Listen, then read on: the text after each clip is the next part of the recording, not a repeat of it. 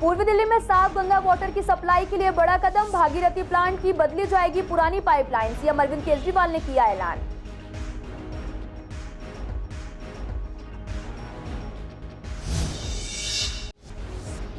Vivek Vihar flyover के निर्माण में सरकार ने कितने बचाए? रामनिवास गोयल के हिसाब से 77 करोड़ रुपए बचाए, सीएम अरविंद केजरीवाल ने कहा 125 करोड़ बचाए।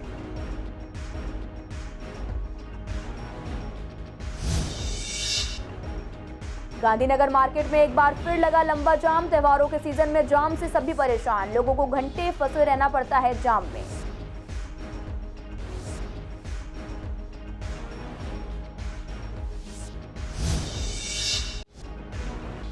पूर्वी दिल्ली की साइबर सेल पुलिस ने जामताड़ा गैंग के 4 बदमाशों को पकड़ा, आरोपी से 7,09,000 रुपए, 2 POS मशीन और 4 डेबिट कार्ड सहित फोन भी किए बरामद। शारदा पुलिस को मिली बड़ी कामयाबी, पुलिस ने जुए में शामिल होने वाले 6 लोगों को किया गिरफ्तार, 5 से 1,55,060 रुपए और ताश के पत्ते किए बरामद। पुलिस ने मामला दर्ज कर जांच की शुरू। नमस्कार, मैं आपके साथ अंकिता पाल, आप सभी का पूर्वी दिल्ली खास में एक बार फिर से स्वागत है। रुक करते हैं खबरों की तरफ।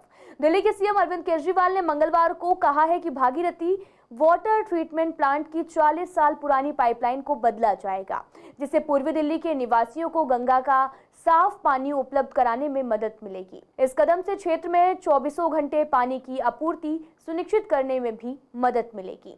केजरीवाल ने ट्वीट कर बताया कि दिल्ली सरकार ने भागीरथी प्लांट की 40 साल पुरानी पाइपलाइन को बदलने का फैसला लिया है।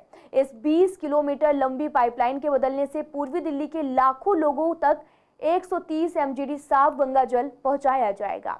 दिल्ली वालों को 24 घंटे पानी मुहैया कराने की दिशा में ये फैसला एक मील का पत्थर साबित होगा। आपको बता दें कि दिल्ली राजधानी में पानी की सप्लाई में सुधार और यमुना नदी को साफ करने के लिए कई दावे करती है।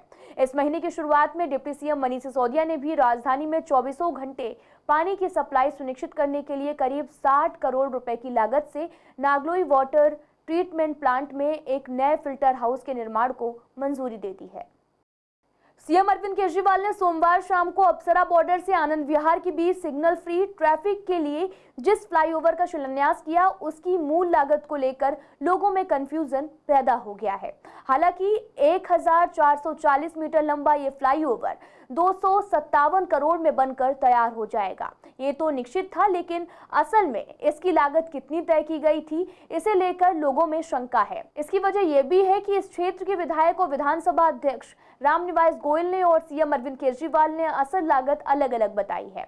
आइए पहले आपको दोनों भाषणों को सुनाते हैं जो उन्होंने इस फ्लाईओवर के शिलान्यास के वक्त दिए थे।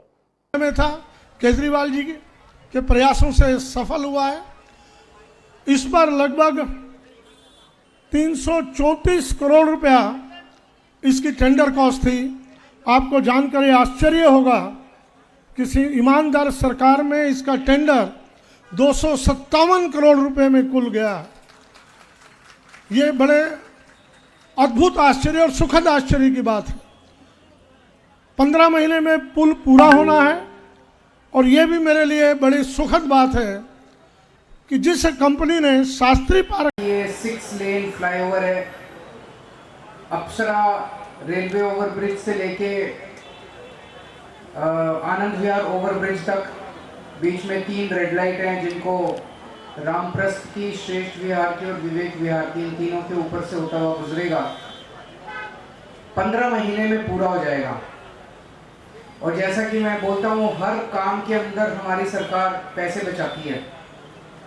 ये भी इसकी जो सैंक्शन की गई थी कॉस्ट, वो थी 372 करोड़ रुपए। और जब करते करते टेंडर हुआ तो वर्क अवार्ड जो किया गया है वो किया गया है 257 करोड़ रुपए का। तो एक ही फ्लाईओवर में लगभग 125 करोड़ रुपए बचा लिए। तो आपने नोट किया कि पहले भाषण दिया स्पीकर रामनिवास गोयल ने और उन्होंने इस फ्लाईओवर की मूल लागत 334 करोड़ रुपए बताई है और यह भी कहा कि ईमानदार सरकार ने इसका टेंडर सिर्फ 257 में दिया है। अगर रामनिवास गोयल के हिसाब से देखें तो सरकार ने इस फ्लाईओवर के निर्माण में 77 करोड़ रुपए की बचत की है, लेकिन सीएम अरविंद केजरीवाल का आंकड़ा दूसरा है। आइए एक बार फिर आपको बताते हैं कि सीएम केजरीवाल ने क्या कहा है। ये 6 लेन फ्लाईओवर है, अप्सरा रेलवे ओवरब्रिज से लेके आनंद विहार ओवरब्रिज तक बीच में 3 रेड लाइट हैं, जिनको रामप्रस्थ की, श्रेष्ठ विहार की और विवेक विहार की, इन तीनों के ऊपर से होता हुआ गुजरेगा। 15 महीने में पूरा हो जाएगा। और जैसा कि मैं बोलता हूँ, हर काम के अंदर हमारी सरकार पैसे बचाती है। ये भी इसकी जो सैंक्शन की गई थी कॉस्ट, वो थी 372 करोड़ रुपए। और जब करते करते टेंडर हुआ तो वर्क अवार्ड जो किया गया है वो किया गया है 257 करोड़ रुपए का। तो एक ही फ्लाईओवर में लगभग 125 करोड़ रुपए बचा लिए। तो आपने सुना कि केजरीवाल कह रहे हैं कि इस पुल के निर्माण पर कुल 372 करोड़ रुपए की लागत आनी थी, यानी उन्होंने रामनिवास गोयल के आंकड़ों में 38 करोड़ रुपए और जोड़ दिए हैं। यही नहीं, जहां गोयल के आंकड़ों के हिसाब से पुल के निर्माण में 77 करोड़ बचाया, तो केजरीवाल ने आगे बढ़कर कह दिया कि हमने इस एक पुल के निर्माण में ही 125 करोड़ रुपए बचा लिए। उनके द्वारा बताए गए आंकड़ों के हिसाब से ही 115 करोड़ बचते हैं। सच्चाई क्या है ये तो केजरीवाल जाने या फिर रामनिवास गोयल, लेकिन शिलान्यास के मौके पर मौजूद लोग नहीं समझ पाए कि आखिर मूल लागत क्या थी। एशिया की सबसे बड़ी गारमेंट मार्केट इन दिनों जाम के कारण पूरी तरह से ठप हो गई है। गांधीनगर मेन मार्केट में जाम की समस्या के कारण हजारों लोग रोजाना परेशान होते हैं। त्योहारों के इस सीजन में जाम की समस्या और भी गंभीर हो गई है। अशोक गली गेट से लेकर महावीर गली गेट तक रोजाना जाम के कारण लोगों को घंटों जाम में जूझना पड़ता है। मंगलवार दोपहर एक बार फिर से जाम के कारण पूरी मार्केट में आवाजाही थम गई। क्षेत्र के लोगों का कहना है कि अवैध कब्जों के साथ साथ वाहनों की लंबी कतार होने के कारण यहां रोजाना जाम लगता है। इलाके के विधायक अनिल वाजपेयी भी इस जाम को खत्म करने में नाकामयाब साबित हुए हैं। यहां तक कि इस मुद्दे पर उनकी सांसद गौतम गंभीर से भी ठनी हुई है। राजनीतिक रूप से भी इस समस्या को हल कराने की कोशिश बेकार साबित हुई। यहां रहने वालों के साथ साथ यहां आने वाले व्यापारी भी जाम के कारण काफी परेशान हैं। पूर्वी दिल्ली के साइबर सेल पुलिस ने झारखंड के जामताड़ा गैंग के 4 बदमाशों को गिरफ्तार किया है। पकड़े गए आरोपी 30 साल का है, जिसका नाम अजरुद्दीन है, 32 साल का मुर्शीद और 22 साल का अशफाक और 25 साल के असगर कंपनियों के ग्राहक सेवा अधिकारी बनकर ऑनलाइन ठगी किया करते थे। पुलिस ने आरोपियों से 7,09,000 रुपए, 2 POS मशीन और 4 डेबिट कार्ड, 7 मोबाइल फोन और एक चेकबुक भी बरामद की है। पुलिस आरोपियों से लगातार पूछताछ कर रही है। साथ ही डीसीपी संजय कुमार सेन ने बताया कि राजेश कुमार शर्मा ने जिले के साइबर सेल थाने में शिकायत दी थी। उन्होंने बताया कि एक कोरियर कंपनी से दवा मंगाई थी। जब दवा पहुंचने में देरी हुई तो उन्होंने कोरियर कंपनी का ग्राहक सेवा नंबर गूगल पर सर्च किया। इसके बाद उस नंबर पर फोन कर जानकारी मांगी। इस दौरान आरोपियों ने मदद करने के बहाने एक ऐप डाउनलोड कराया और बैंक खाते की जानकारी लेकर उनके बैंक खाते से 2,40,000 रुपए उड़ा लिए। पुलिस ने केस दर्ज कर जांच शुरू कर दी है। बैंक डिटेल के जरिए पता चला कि 5 अलग अलग खातों में रुपए को भेजा गया है। झारखंड के धनबाद से ये पैसे निकाले गए हैं। पुलिस की टीम धनबाद पहुंची और एटीएम के सीसीटीवी फुटेज और एक बदमाश की पहचान कर उसे दबोच लिया। बाद में पुलिस ने 3 अन्य को और पकड़ा है। उनके पास से ठगी के 7,09,000 रुपए और सामान भी जब्त किया गया। पूछताछ में आरोपियों ने बताया कि वे जामताड़ा गैंग से जुड़े हुए हैं। कंपनियों के ग्राहक सेवा का फर्जी वेबसाइट बनाकर उस पर नंबर डाल रखा है और उसी के जरिए संपर्क करने वाले लोगों के साथ ठगी किया करते हैं। चारों आरोपी झारखंड के धनबाद के रहने वाले हैं। तो वहीं पूर्वी दिल्ली की शाहदरा पुलिस को एक बड़ी कामयाबी मिली है। पुलिस ने जुए में शामिल होने वाले 6 लोगों को गिरफ्तार किया है। पास से पुलिस ने इनके पास से 1,55,060 और ताश के पत्ते भी बरामद किए हैं। पुलिस ने मामला दर्ज कर आगे की जांच शुरू कर दी है। फर्श बाजार इलाके में एक लड़के के लिए मदद मांगने के नाम पर 3 लोगों ने मिलकर एक महिला से उनके सोने के कंगन और हीरे की अंगूठी ठग ली, जबकि महिला को एक कपड़े में कागज की रद्दी और प्लास्टिक के कंगन देकर चले गए। पुलिस ने पीड़ित अजीत कौर के बयान पर धोखाधड़ी का केस दर्ज कर लिया है। अजीत परिवार सहित शाहदरा इलाके में रहते हैं। वे एक गृहिणी है और साथ ही परिवार शाम 5 बजे वह इलाके में भी अपनी मोबाइल की दुकान चला रही थी और इस बीच रास्ते में उन्हें एक दंपत्ति मिला। उनके साथ एक लड़का भी था। दंपति ने उनसे कहा कि ये लड़का भूखा है और इसे जयपुर जाना है, इसके पास पैसे नहीं है, थोड़े पैसे आप दे दीजिए। थोड़े पैसे हम दे देते हैं और इसे आनंद विहार बस अड्डे से जयपुर जाने वाली बस में बैठा देते हैं। महिला का कहना है कि वह उनकी बातों में आ गई और इस बीच आरोपियों ने उन्हें कपड़े में बंधी एक गड्डी दी जिस पर 500 रुपए का नोट था। महिला ने इस कारण अपने सोने के 2 कंगन और हीरे की अंगूठी उतारकर आरोपियों को दे दी। आरोपी लड़के को खाना खिलाकर वापस आने की बात कहकर वहां से चले गए। कपड़ा महिला को दे दिया। काफी देर तक वे नहीं आए तो महिला ने अपने बेटे को फोन करके बुलाया। घर जाकर कपड़ा चेक किया तो उसमें एक पत्थर, 2 प्लास्टिक के कड़े और कागज की रद्दी थी। इसके बाद पुलिस में शिकायत दर्ज करा दी गई है। पूर्वी दिल्ली के न्यू अशोक नगर इलाके में सोमवार दोपहर को अचानक एक धमाके की आवाज के बाद से आसपास के लोग सहम गए हैं। दरअसल ये धमाका न्यू अशोक नगर इलाके की दुकान के अंदर हुआ था। दुकान का पूरा शटर धमाके की चपेट में आने से फट गया था।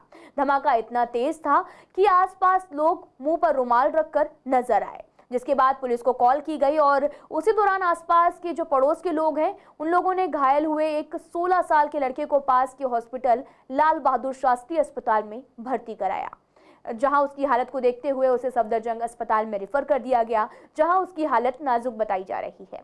डीसीपी प्रियंका कश्यप ने बताया कि सोमवार शाम को C block new Ashok Nagar में धमाके की आवाज की सूचना मिली थी। लोगों ने एक के बाद एक 3 बार कॉल की। कॉलर ने एक लड़के के घायल होने की खबर बताई थी।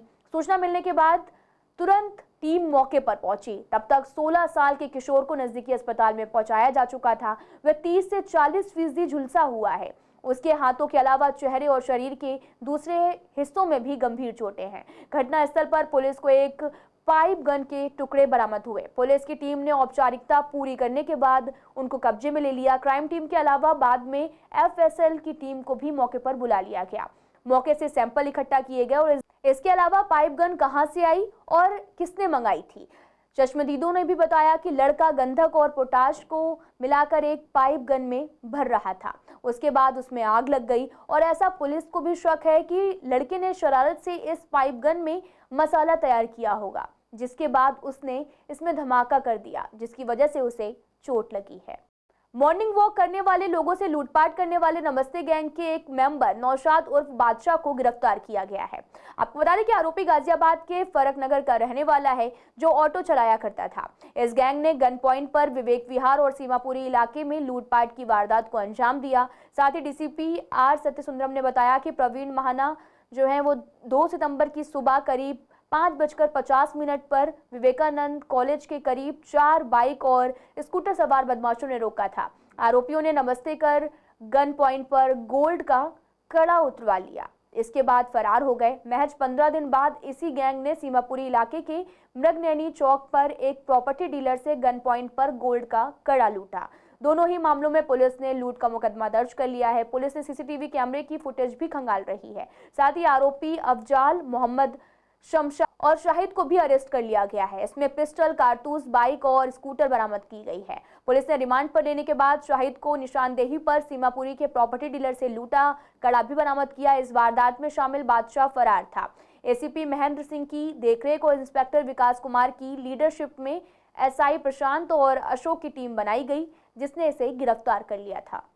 पूर्वी दिल्ली के सुंदर नगरी में मनीष नामक युवक की हत्या के विरोध में विश्व हिंदू परिषद की तरफ से आयोजित आक्रोश सभा में बीजेपी के पश्चिमी दिल्ली से सांसद प्रवेश वर्मा ने काफी तल्ख बयान दिया है।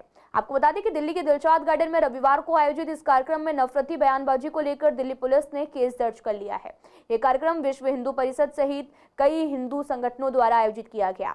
शाहदरा उपायुक्त आर साथिया सुंदरम ने सोमवार को बताया कि पुलिस को अनुमति के बिना ही कार्यक्रम आयोजित करने और भड़काऊ बयानबाजी के खिलाफ आईपीसी की धारा 188 के तहत प्राथमिकी दर्ज की गई। वहीं दूसरी तरफ दिल्ली पुलिस के एफआईआर को लेकर विश्व हिंदू परिषद के प्रवक्ता विनोद बंसल ने भी कहा कि उन्हें प्राथमिकी के बारे में कोई जानकारी नहीं मिली है। पूर्वी दिल्ली के कृष्णानगर पुलिस को एक बड़ी कामयाबी मिली है। पुलिस ने चोरी करने वाले 3 भाइयों को गिरफ्तार किया है।